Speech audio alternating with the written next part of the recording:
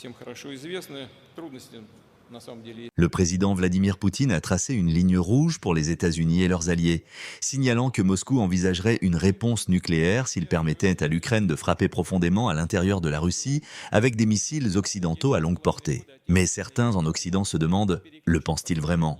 La question est cruciale pour le cours de la guerre. Si Poutine bluffe, comme le croient l'Ukraine et certains de ses partisans, alors l'Occident pourrait se sentir prêt à approfondir son soutien militaire à Kiev, malgré les menaces de Moscou. S'il est sérieux, il y a le risque, déclaré à plusieurs reprises par Moscou et reconnu par Washington, que le conflit puisse dégénérer en Troisième Guerre mondiale. Dans le dernier d'une longue série de signaux d'avertissement, Poutine a élargi mercredi la liste des scénarios qui pourraient conduire à l'utilisation d'armes nucléaires par la Russie. Nous pouvons le faire, a-t-il déclaré, en réponse à une attaque conventionnelle transfrontalière majeure impliquant des avions, des missiles ou des drones. Une puissance nucléaire rivale soutenant un pays qui attaque la Russie serait considérée comme partie prenante à cette attaque. Chacun de ces critères s'applique directement à la situation qui se créerait si l'Occident permet à l'Ukraine de frapper profondément à l'intérieur du territoire russe avec des missiles occidentaux à longue portée, tels que les ATACMS américains et les Storm Shadows britanniques.